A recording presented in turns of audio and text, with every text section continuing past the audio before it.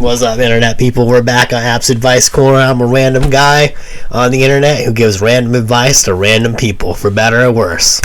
Well, let's go. Alright, here we go. We got a good one to start out with. My best friend disgusts me.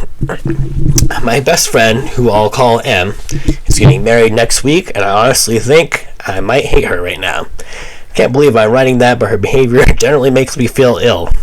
I feel like the backstory is very important to why I'm disgusted, so bear with me, it's long. I met M several years ago and we clicked instantly. It was almost like platonic love at first sight. We were basically instant best friends. Shortly after that we met, she introduced me to her twin brother, Jay, and we all became extremely close. I had a thing for Jay in secret, but I never made any type of move. Okay, starting to get thick here. Around 2 years ago, Jay confessed he'd had feelings for me since we met, but didn't think I reciprocated. I know I said M is my best friend, but in reality, Jay was always the one I was closest to. Even before we started dating, we would come to each other if we needed to talk, needed to cry. We were always each other's go-to in vulnerable moments. This is like a tangled mess of shit right here. Let's try to crack it open, though. So we start dating. It's intense in the best way.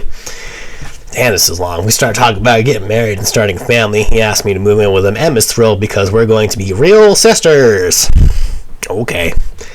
I am deliriously happy at this point. Our relationship is going fantastic. I just know that I'm with my soulmate.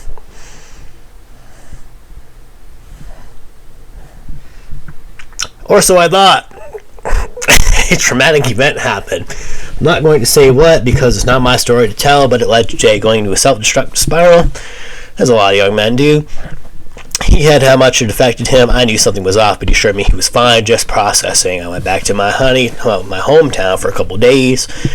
And when I got back, shit had hit the fan. Basically, as I found out later, he had burned bridges at his job that he loved and had ostracized just about everyone who loved him. Something's going on in this dude's life. As already evidenced by what she said. When I got back, I went to his apartment that I had mercifully not moved into yet, and he blurted out that he cheated on me with this girl that I avoided like the plague because she was cruel to me constantly for no apparent reason. He begged me for forgiveness and said it was a mistake. Dog. This shattered me. To love someone like that and have them purposely be cruel to you is a pain that I can't fathom. Partially blame myself. What the fuck are you doing? Blame yourself, homie. Even though I knew it was illogical, our relationship ended immediately. Good. And I moved a couple thousand miles away later. Even better. A few months later, he wrote a letter taking full accountability and explained that he was in a dark place. I'm not even going to read the rest of this. This is complete shit.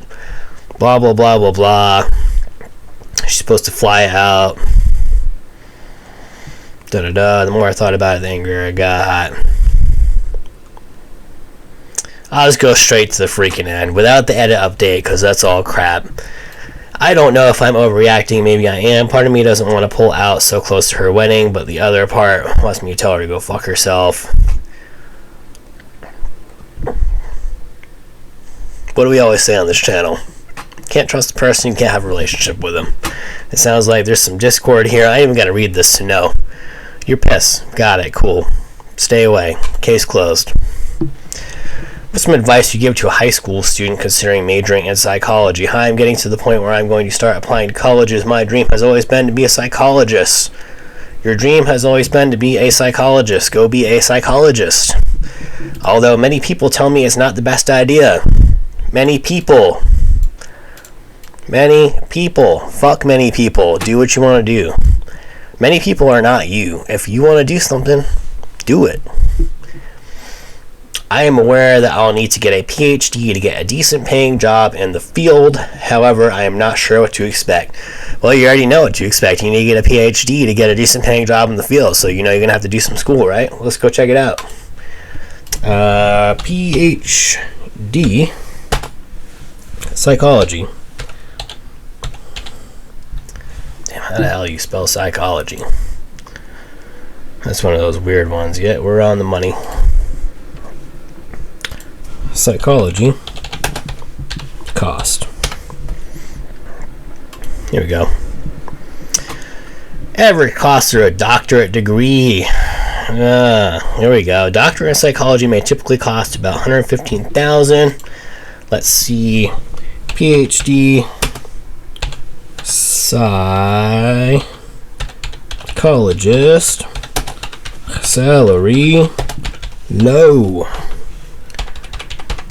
You guys keep asking these questions, man, but it's like you don't even do the research. What's up with that? Okay, bingo. Here we freaking go.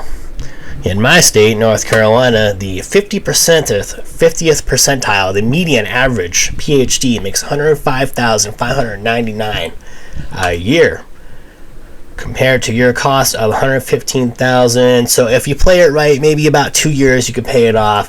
But if you screw around and drop out of school, you're fucked, right?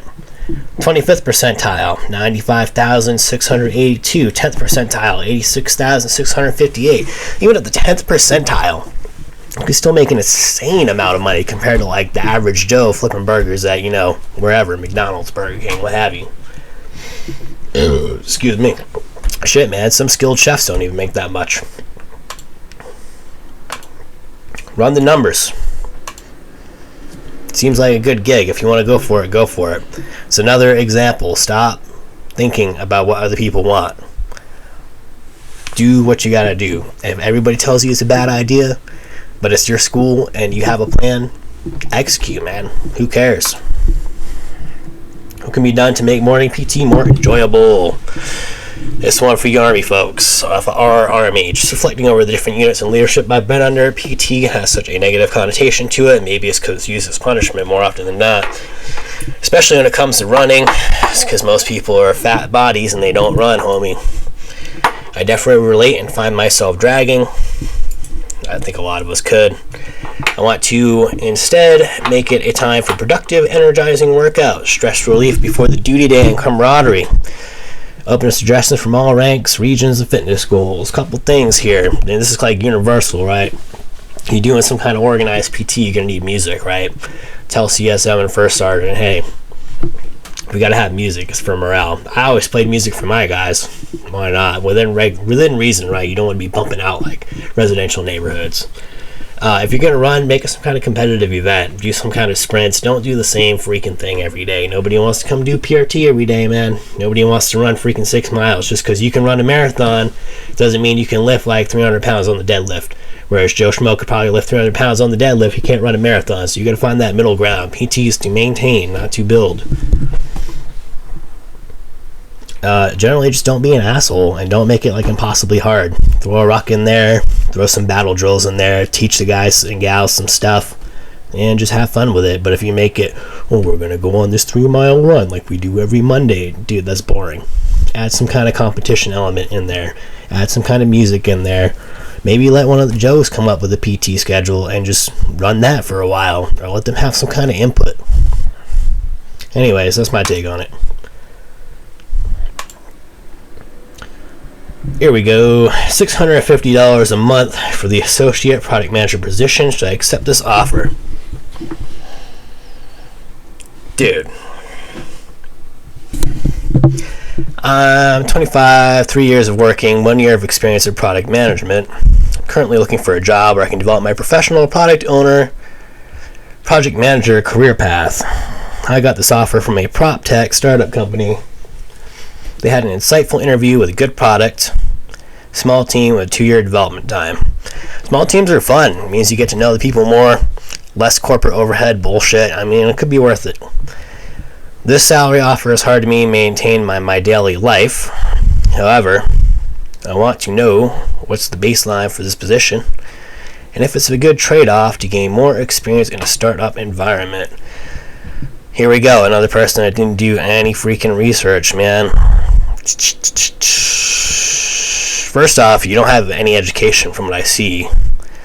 Let's do product owner, product manager. Search the Google. Tack on salary. Onto the other end. Tack on low. We're pulling this straight from Glassdoor. Again, didn't do the freaking homework. $1,512 a year. That's in your mid-range, your low range, about 63K. Let's do the math ourselves. Let's go back here. What's my man talking about? 650 a month? 650 a month times 12 months.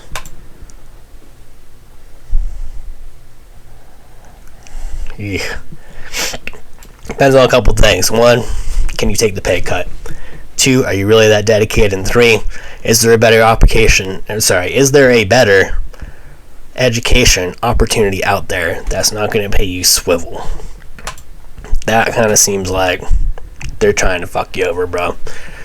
I wouldn't take it personally. I would figure out how to go to school.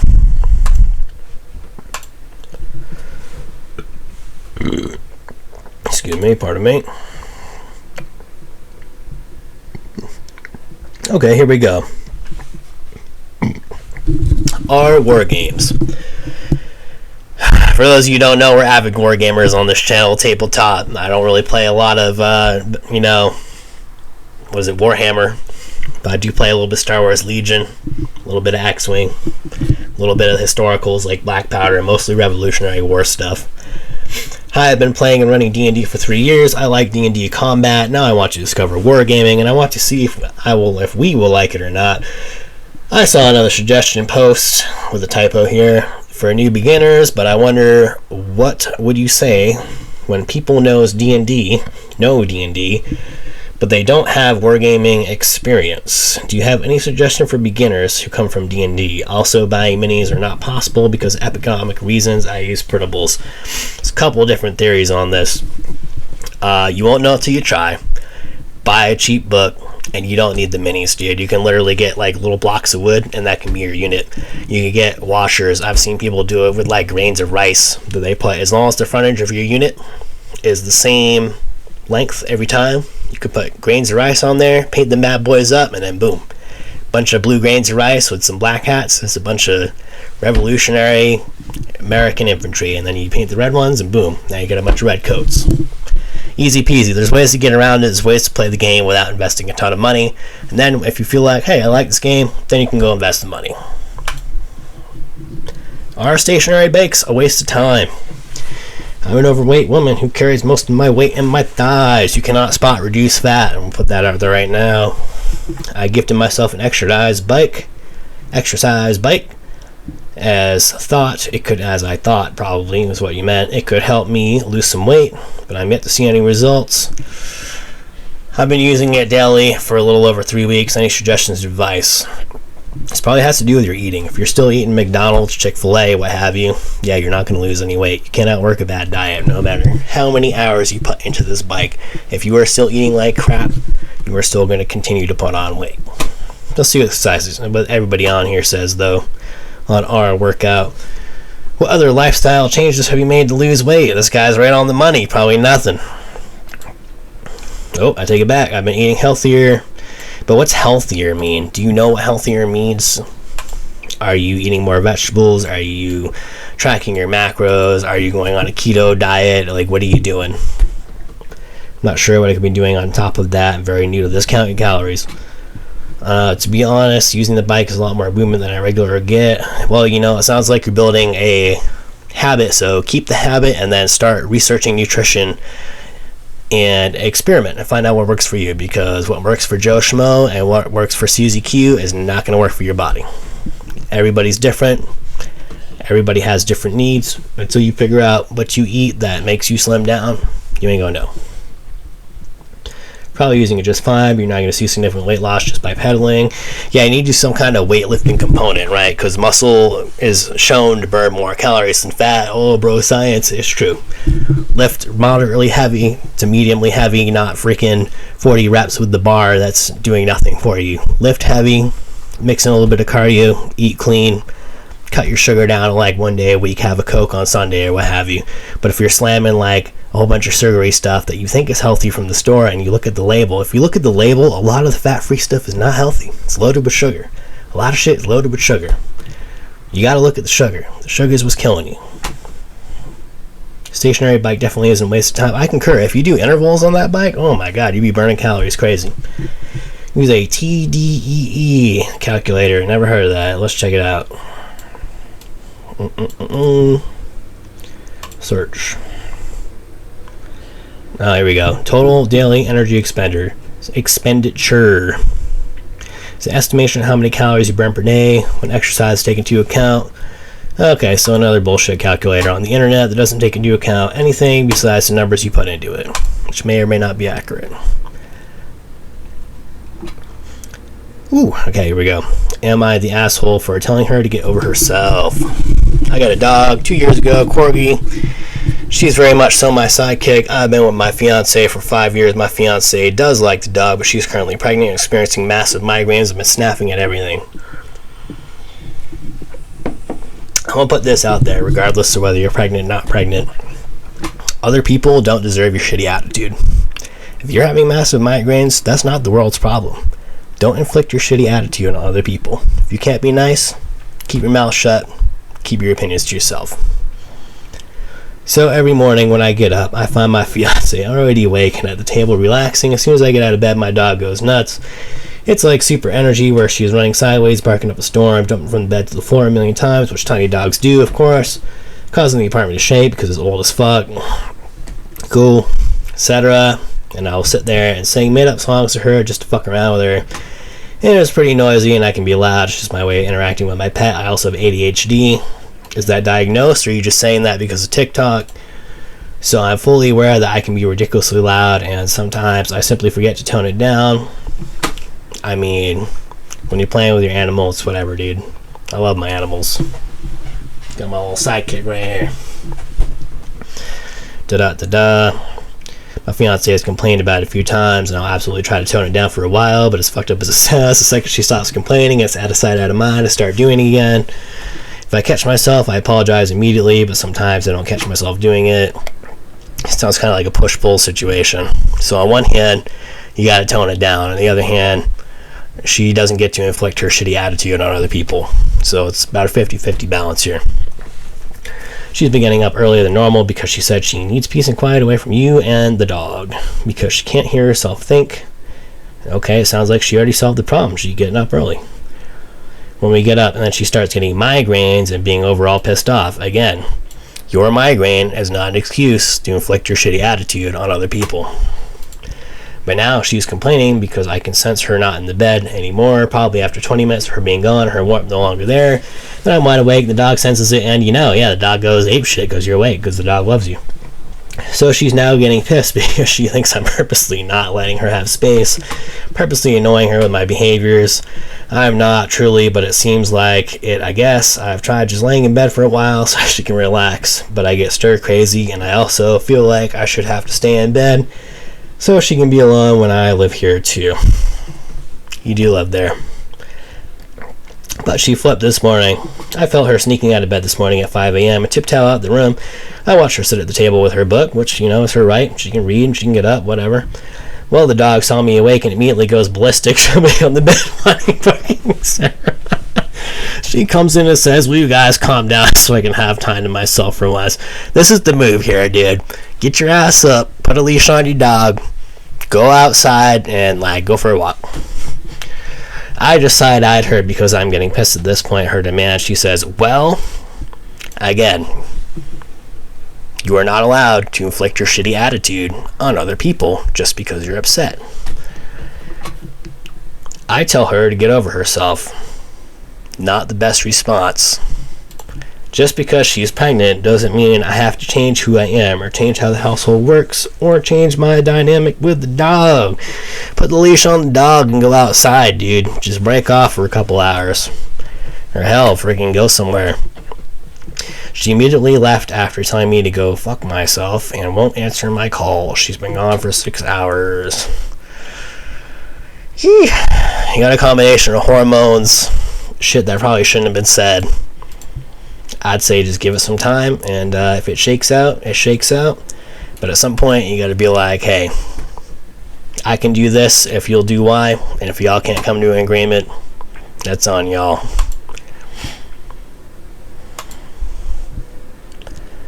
Ooh, here we go, another good one. Getting married in your 20s is never a good idea. Says who? I got married in my 20s. This person sounds dated as fuck already. Just from the title, I can already tell you don't have a lot of life experience. My generation all seem to be in a rush to get married. I even see posts about 17, 18-year-olds getting married. Dude, you know how early people got married in, like, the World War I generation? Let's check it out. World War I. Average age of marriage.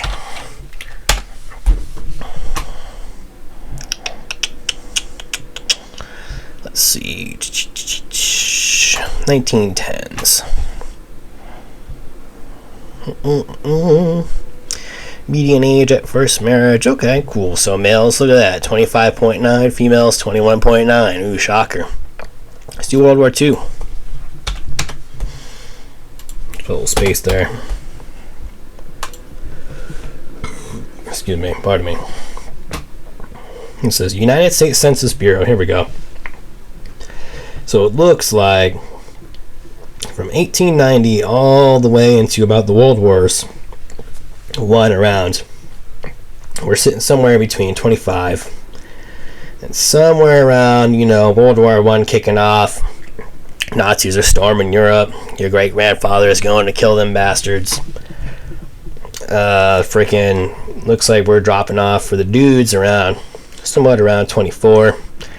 And then look at this, 1960 and upwards, the average age of marriage goes up. I'm going to tell you why, dude. Social media, freaking institutions falling apart, lots of horrible things, right? My generation all seem to be in a rush to get married. I even see posts about 17, 8-year-olds getting married. I just don't get it. You're still growing out, figuring out what you are and what you want in life, and then you get surprised when it doesn't work out or feelings change. 17 to 18 is pretty young. Not to say that marriages and older people don't go through the same thing, but I, 25 female, just don't understand. Well, you don't have to understand it. Just the same way you don't have to get married. If you don't like it, tough titties. You don't have to worry about it. I'm in no rush to get married. Good on you. Do you. Stop worrying about other people. And young love isn't the same. How do you know? Have you been in it? Give yourself time to figure things out. Your life is barely a quarter of the way done. There's some merit to this, but on the other hand, like, hey dog, if you're 18, you're a grown adult, you're allowed to make your own decisions. I'm sorry you don't agree with what other people do, but again, don't inflict your shitty opinions on me. If you feel like it's not a good idea, then live that advice for your life, but maybe for somebody else, it is a good idea. It's all in the person. Case closed. It's from our veterans. I've been dealing with depression and anxiety and overall just not feeling like I belong anywhere. Yeah, it's a lot of us, dude. It's a fucking ton of us. Jesus Christ, I'm a 30-year-old dude in college. How do you think I feel? It's like that freaking meme of Billy Madison. I always try to keep those bad thoughts out of my head, but this last week has been rough. I always try to keep hope that tomorrow's a new day and things get better. How do you guys just keep going? Well, a lot of beer. A lot of bad coping habits that lead to good coping habits if you kind of pull your head out of your ass. You can go to any vet center, anywhere. Vet centers offer free counseling for like the first 12 sessions. Just Google vet center near me. Counseling helps a lot. And exercise. People don't understand and they forget that PT is there for a reason. It's there for more than just to make you strong. It's to make your mind strong, right? So the greatest thing about your mind is it's an adaptable weapon. But if you keep your body strong and you release those endorphins every day through some kind of exercise, even if it's not, you know, a 2-mile run or lifting weights, you can do active recovery and just walk around the block. But still get those endorphins pumping. Feel good that you accomplished something. Here's another thing you can do. Clean up your house. Jordan Peterson says this one a lot and everybody hates him. But it's true, man. Look around your house and start cleaning shit up. If your house is clean, your brain becomes a lot more calm because it doesn't see junk on every surface. If you work out every day, make that your anchor activity and start building a routine. And eventually, you don't have to think about it. You just move. You move. You move. You get those endorphins, you get that feel good, and you just keep building the little building blocks, little victories on top of each other. Of course, you're going to slip some days. You're going to feel like shit other days. When you were in the military, did you just let things beat you down and wallow and cry? No, you got back up and kept going. Do the same thing. Woo, last one. Here we go. My parents aren't dependable and they won't be helping me on my FAFSA. How should I go about this? My parents refuse to pay or assist me financially when it comes to college, especially financial aid. That is their right. They don't owe you shit. They brought you into this world and got you to the age 18, and that is it. What do I do? How do I pay for college tuition? I have a part-time job. Can I do anything with that? Can you join the military? Do your 4 years and bounce, dude. Boom, there you go. Other than that, wait till you're 18, apply for FAFSA yourself. There's plenty of people and there's plenty of agencies out there that are rabid to take your money, including college counselors, so they'll be ready to help you sign right up. Do not apply for student loans. I repeat again, do not apply for student loans unless you want to be hauling around a mortgage worth a house for the rest of your life. Whew, that was a long-winded one, guys. Anyways, it's your boy App from App's Advice Corner. We would love to cover something other than Reddit. Email address is below, so go ahead and give us a little something, give us a little shout out, and let us know a topic. Of course, it's got to be a question, it's got to be some kind of advice, but let us know something you want us to cover, and in the order that I receive the emails, I will cover the topics. Otherwise, we're just going to keep pulling from the internet, giving advice to random people that ain't never going to see it. This has been your boy App. We give random advice on the internet. I'm a random guy that gives random advice to random people on the internet, for better or worse. Y'all have a good one. Stay up.